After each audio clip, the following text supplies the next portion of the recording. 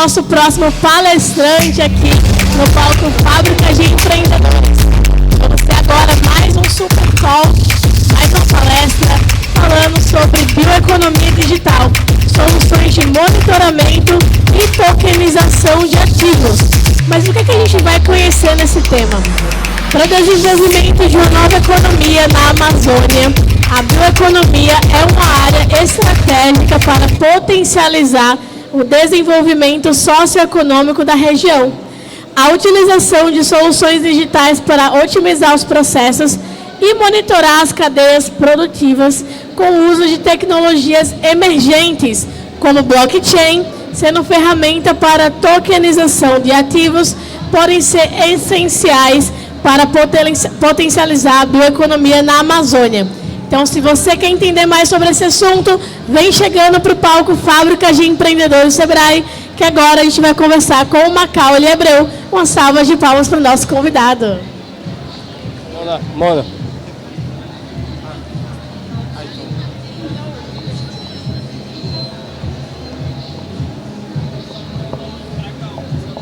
Tá. 30 minutos, né? Vocês vão me avisando?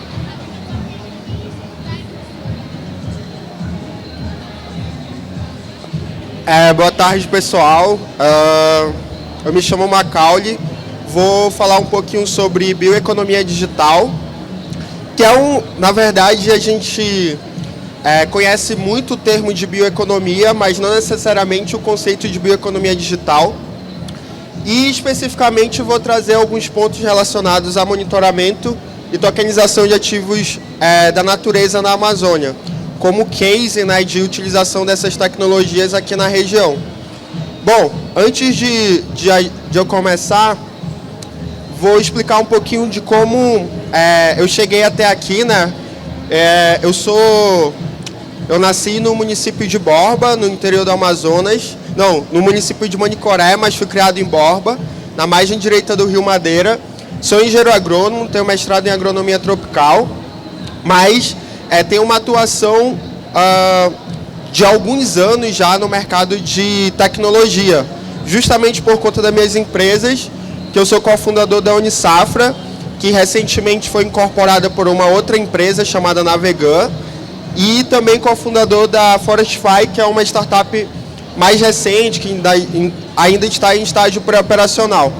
Além disso, em 2020, eu fui reconhecido pela revista americana Greenpeace como um dos 30 jovens inovadores que atuam em inovação voltada para a sustentabilidade.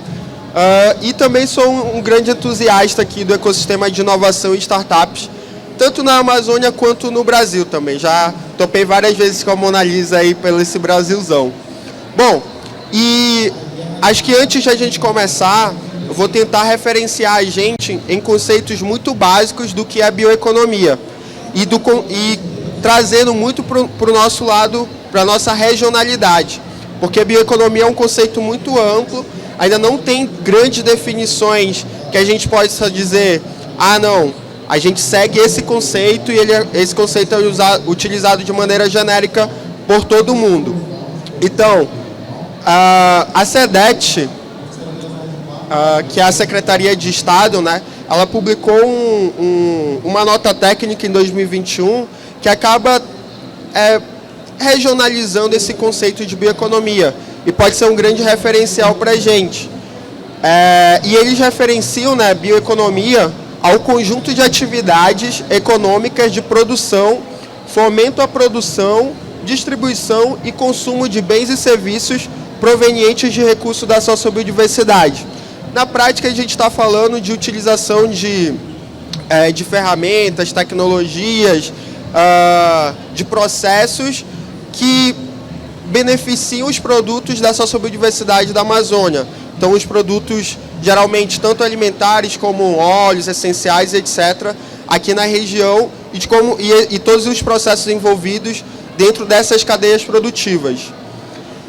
E aí, outro ponto bem legal de trazer é essa classificação que eles pontuaram na nota técnica, onde eles referenciam, né, eles classificam as variáveis, que são bioeconomia da sociobiodiversidade, bioeconomia de base florestal e bioeconomia de commodities.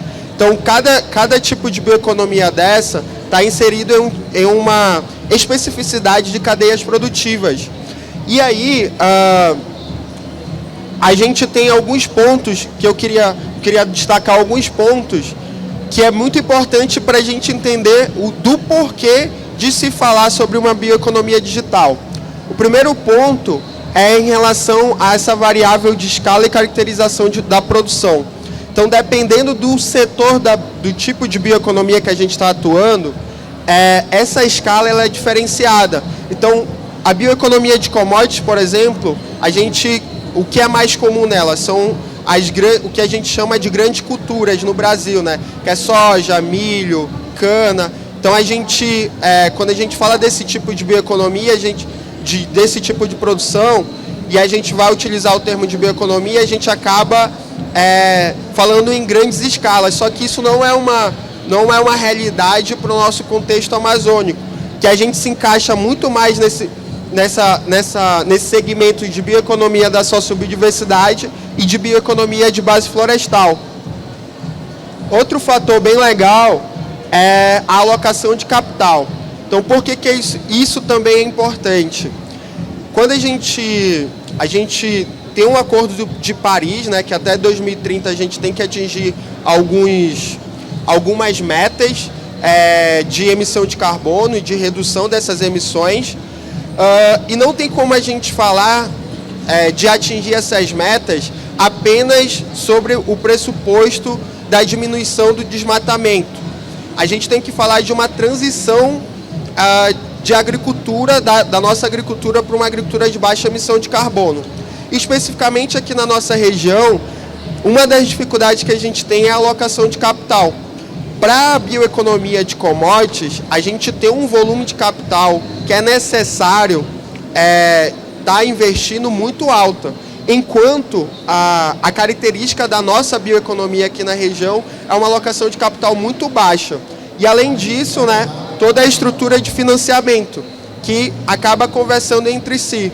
A maior parte dos recursos relacionados ao financiamento de produção em campo, seja ele de extrativismo ou não, na bioeconomia da sociobiodiversidade aqui na Amazônia, é o próprio agricultor familiar, o próprio extrativista que faz esse investimento, ou então alguém ali envolvido na ponta da cadeia produtiva que acaba financiando aquela produção, seja por antecipação de recebível ou até mesmo financiando a coleta de castanha, por exemplo. Enquanto em outros tipos de bioeconomia, como a bioeconomia de base florestal, a gente tem a utilização muito forte, né, de sistemas de cooperativas e associações, e no caso da bioeconomia de commodities, a gente fala esse mainstream financeiro, mas no final das contas a gente tem grandes financiadores que conseguem potencializar esse contexto maior da bioeconomia. Então, por que é importante a gente criar uma base para a gente poder evoluir para um conceito de bioeconomia digital aqui na Amazônia? Quando a gente fala de cadeias produtivas, a gente tem que pontuar, né, quais são o papel de cada agente dentro desse cenário maior. Então, no final das contas, a gente tem os fornecedores de insumos, que geralmente são os produtores, geralmente são quem fornece, né, insumo para fertilizar o solo, que fornece equipamento, e aí tudo isso é fornecido para dentro das unidades produtivas, que é onde de fato que é produzido os produtos da sociobiodiversidade, ou então os produtos de produção rural mesmo. E aí, esses produtos, quando saem do campo, da unidade produtiva, ele vai para uma indústria de processamento e, por fim, ele tem um mercado, né, a distribuição para o mercado. Então, de maneira bem simplificada, isso é uma estrutura de cadeias produtivas e, ao mesmo tempo, em volta, né, de toda essa estrutura base, a gente tem outros agentes que prestam serviços, agentes que criam um ambiente organizacional institucional, no geral que são governos, entidades, principalmente entidades representativas como sindicatos, federações, agências de fomento, de incentivo. E aqui na região, por exemplo, a gente tem muito P&D e algo que a gente tem muito problema, que é o crédito rural. Então aqui a gente tem um grande problema de acesso a crédito rural pelas vias convencionais, muito por conta da nossa insegurança jurídica. Então a gente tem esse contexto de maneira mais macro do que é uma cadeia produtiva.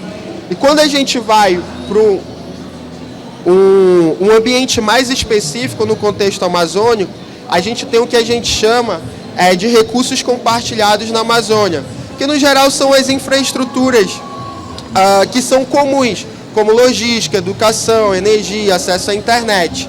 Aqui na nossa região, para a gente empreender, para a gente investir na área de bioeconomia, o empreendedor tem um custo muito alto. E esse custo está muito relacionado à desestruturação das cadeias produtivas e à falta de recursos públicos e até mesmo de grandes empresas para estruturar essas cadeias produtivas. Então, quando a gente pensa, né, nesse conceito de recursos compartilhados, o empreendedor, quando ele vai atuar, por exemplo, na ponta de comercialização, ele não tem que pensar apenas na comercialização do produto. Ele tem que pensar em como que ele vai conseguir desenvolver os produtores, como que ele vai conseguir desenvolver esses fornecedores sobre a perspectiva de organizar a cadeia produtiva para aí sim ele conseguir comercializar os produtos. Porque sem isso ele não consegue. E aí eu falo isso por experiência própria. Qualquer solução que tu crie relacionado a esse exemplo de comercializar produtos, não adianta tu pensar apenas nessa ponta da cadeia produtiva. Você tem que pensar em toda uma estrutura antes, e essa estrutura ela é muito cara para quem está investindo. Então, por esse motivo que a gente tem que pensar em como que a gente pode diminuir esse custo, né? Diante de todo esse cenário, dessa problemática de cadeias produtivas pouco estruturadas aqui na região, dos serviços compartilhados serem muito custosos, como logística principalmente, acesso à internet no interior, como que a gente consegue inovar diante desse cenário? E aí a gente traz, né, esse conceito de bioeconomia digital.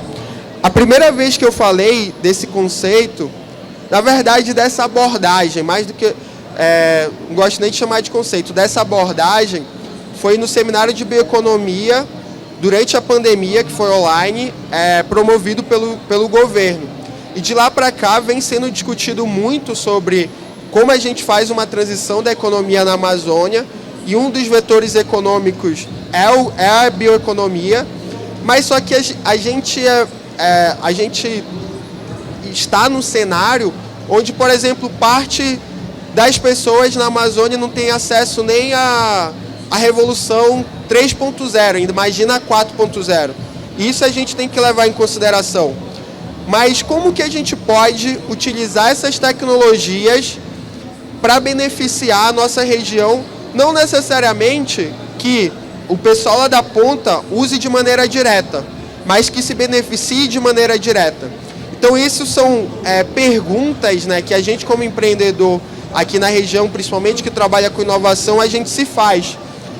E nessa abordagem da bioeconomia digital, o principal ponto que eu sempre procuro trazer para os meus colegas empreendedores é que tanto a inovação quanto as tecnologias digitais, elas são transversais à economia. Então elas podem ser utilizadas em vários setores. Então como que a gente pode potencializar a bioeconomia aqui na região amazônica, utilizando a tecnologia a nosso favor?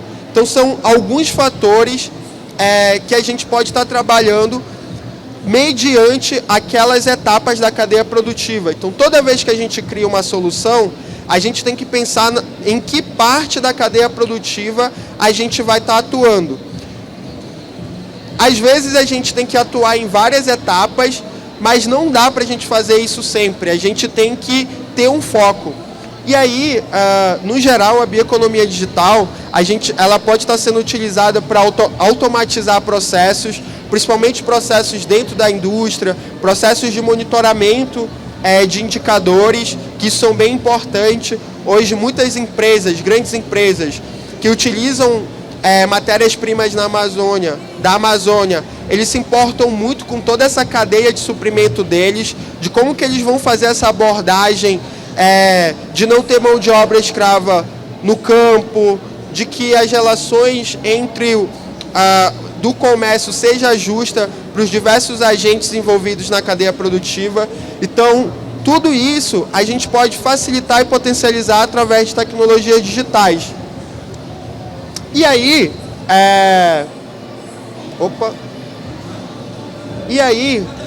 eu vou trazer aqui para vocês, já caminhando para o fim, mais ou menos duas tecnologias que a gente vem trabalhando, né? Que eu venho trabalhando. Então, como eu falei para vocês, eu sou cofundador da Unisafra. Hoje a Unisafra ela faz parte do grupo Navegan, que é um grupo de soluções em mobilidade, né? Aqui na região. E a gente se juntou, né? Desde o início do ano, foi uma negociação do ano passado. A gente se juntou, né? Para criar um ecossistema de monitoramento de cadeias produtivas aqui na região. E aí, antes de explicar para vocês como a gente está utilizando a tecnologia nesse sentido, eu vou explicar para vocês como a gente começou. A Unisafra, ela iniciou em um processo de conectar produtores com o mercado. E ao longo do tempo, isso desde 2016, ao longo do tempo a gente foi aprendendo como que era a dinâmica das cadeias produtivas aqui na região. Porque o nosso objetivo principal era o quê? Vender produto. Só que a gente percebia que quando a gente partia do princípio do fornecedor, do que ele tinha a ofertar para o mercado, nem sempre era o padrão que o mercado queria. Então isso exige um estudo muito grande de como que a gente vai posicionar as demandas que o mercado tem, como que a gente vai posicionar os produtos da sociobiodiversidade da Amazônia nesse mercado. Como que a gente pode dar escala a essa produção e como que a gente pode dar qualidade, tanto qualidade relacionadas a propriedades organolépticas dos produtos, quanto, por exemplo, uma padronização simples desse fornecimento. E isso é um desafio muito grande quando a gente fala de pequenos produtores e agricultores familiares aqui na região. E aí, o que a gente fez, né, ao longo desses anos? Nós mapeamos diversos fornecedores em diversas cadeias de fornecimento, castanha, açaí, cupuaçu, hortifruti, FLV. E a partir disso a gente foi entendendo quais eram as características de cada cadeia produtiva dessa. Sejam cadeias produtivas que eu chamo de longo circuito, quanto de curto circuito. De longo circuito são o quê? Geralmente são as cadeias produtivas em que a gente tem um maior valor agregado ao produto, como castanha, o próprio açaí, óleos essenciais. E curto-circuito são cadeias produtivas como hortifruti, que eles têm que ser muito rápido entre a colheita e a venda do produto por conta do tempo, né, de prateleira desses itens. E entender, em relação às indústrias, como que elas percebiam o interesse, né, dos produtos aqui da região e de como que elas, no imaginário delas, de como que elas conseguiriam atuar com esses produtores. Então, isso tudo foi estudos que a gente fez por muito tempo para chegar a pequenas conclusões para facilitar o que a gente está construindo agora. E o que a gente de fato está fazendo, né? Nesse processo, a Unisafra ela atuava com um marketplace, onde as pessoas compravam online e recebiam os produtos em casa. E aí a gente foi evoluindo e se perguntando de como que a gente poderia aumentar o impacto em relação ao número de produtores que a gente atendia. Porque para a gente aumentar o número de produtores da nossa rede, nós tínhamos que aumentar o número de consumidores finais comprando no nosso marketplace. E aí foi quando a gente pensou em construir uma solução exclusivamente voltada para o mercado, que a gente chama B2B, que é de empresas. E aí foi quando a gente pensou, poxa, quando eu olho para a nossa cadeia produtiva, que é esse gráfico aqui, quando eu olho para a cadeia produtiva, em que etapa dessa cadeia produtiva eu posso estar construindo soluções que vão ajudar no todo? E aí, a partir desse princípio, foi que a gente resolveu, né, fazer essa integração com a Navegan, onde eles já atuam com soluções voltadas a frete, a transporte de cargas aqui na região, seja fluvial quanto urbano. E isso era uma dificuldade que a gente tinha, porque às vezes a gente vendia os produtos e não necessariamente tinha uma organização no processo logístico. Então esse foi um dos motivos de a gente ter se juntado com a Navegan. E aí hoje, o que a gente tem? A gente tem duas soluções, basicamente, né, dois softwares. Um software que a Navegan já utilizava, que é um software relacionado à logística, né, de produtos em geral aqui na região, e que ele pode ser utilizado para matéria-prima. E a gente vem, né, a partir desse mapeamento, a gente vem construindo soluções que a gente chama de soluções modulares. E cada módulo desse, ele se integra um com o outro. Então, hoje a gente tem uma solução que é um software para monitorar a cadeia produtiva. Por que eu falo monitorar e não apenas falar de rastreabilidade? Porque a rastreabilidade, ela tem uma diversidade de conceitos, mas, no geral, o pessoal foca mais em saber a origem do produto. A gente quer ir além. A gente está indo, de fato, de qual é a estrutura, de como esse produto está sendo produzido, por quem está sendo produzido, quais são as condições socioeconômicas, quais são as condições de terra. Então, cada quadradinho pontilhado desse é um módulo que a gente vem desenvolvendo. E esses que estão em destaque são os módulos que a gente já tem pronto e que está sendo utilizado no mercado. Então, hoje a gente tem, basicamente, essa tecnologia de monitoramento de cadeias produtivas, que ela é focada principalmente em atender a demanda do mercado, das empresas. Então, as empresas, ela têm os fornecedores, então a gente consegue, através de um software, monitorar esses fornecedores por diversos mecanismos. Inclusive, ela já é adaptada a sistemas agroflorestais. Então, a gente constrói as soluções tecnológicas. Quando a gente fala de bioeconomia digital, elas têm que estar atreladas a uma realidade física, de campo. Não adianta a gente pensar em construir algo no mundo digital sem que esse algo, principalmente para a área de bioeconomia, né, sem que esse algo esteja, de fato, parametrizado no mundo real, nas operações reais. Então, hoje a gente faz isso. Então, a gente tem um aplicativo que funciona offline, a gente tem a plataforma que tem todos os aspectos e parâmetros relacionados aos indicadores de campo que as empresas procuram. E hoje a gente está fazendo esse processo de integração com as outras soluções do Grupo Navegan, que é justamente de como que a gente proporciona uma solução digital, mas que a gente consiga operacionalizar em campo. Então, não adianta a gente achar que a gente vai conseguir escalar essa solução, por exemplo, vai conseguir escalar como uma rede social. A dinâmica ela é muito diferente. Então, a gente tem que pensar no modelo de negócio que se sustente. E isso é feito em campo. Então, a gente tem que ir para campo, a gente tem que ver como funciona. Os desenvolvedores eles têm que entender como que é essa dinâmica. A interface ela tem que ser muito simples, não adianta complexar, e ela tem que estar no contexto da nossa região. E aí outro case que eu já caminhando para o fim, eu não sei quanto tempo eu tenho, mas já caminhando para o fim, também sobre essa perspectiva de utilização dessa abordagem da bioeconomia digital, é a Forestify. A Forestify, ela nasceu ano passado, ela é uma startup que ainda está em estágio pré-operacional, só que ela já vem com uma outra perspectiva. A gente, como empreendedor, a gente tem que escolher qual desafio de fato a gente quer resolver.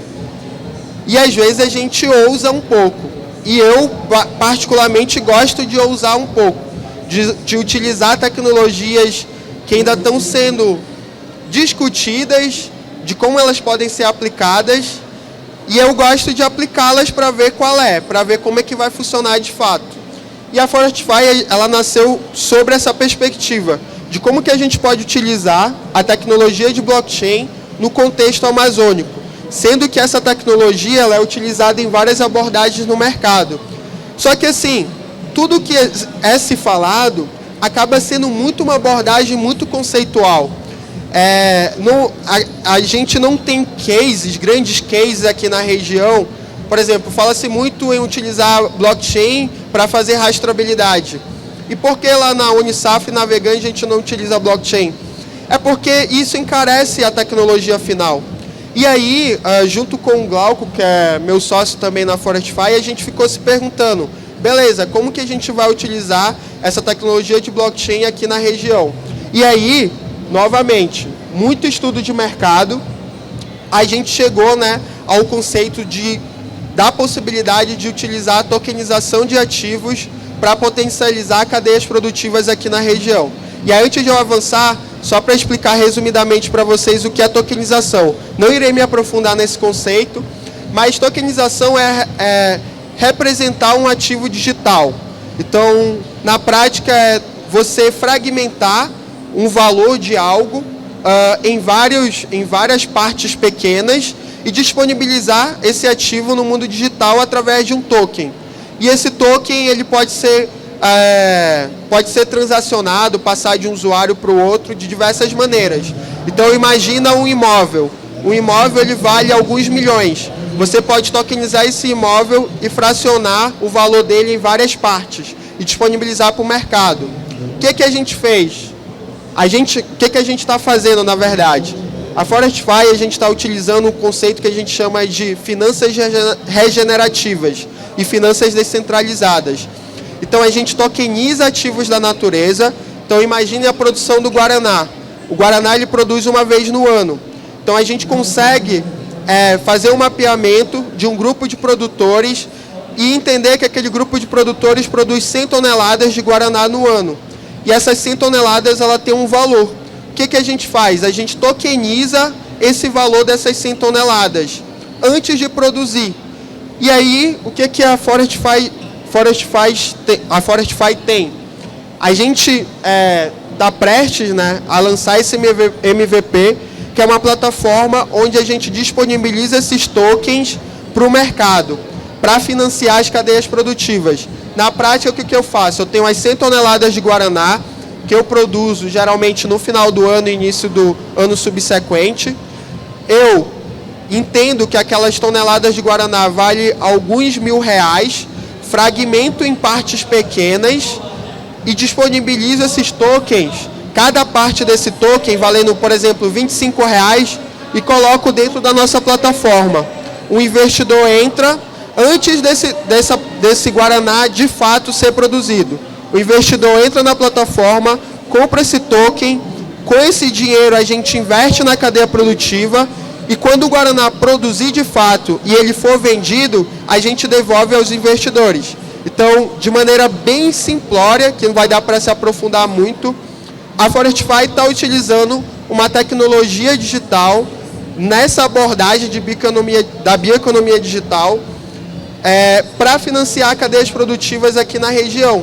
Lembrando, a gente tem aquelas etapas da cadeia produtiva e cada etapa da cadeia produtiva tem suas problemáticas. Se a gente escolher bem a problemática que a gente quer atuar e que tipo de tecnologia de fato a gente pode utilizar, que ela tem eficiência na sua abordagem em campo, a gente pode potencializar a bioeconomia aqui na região.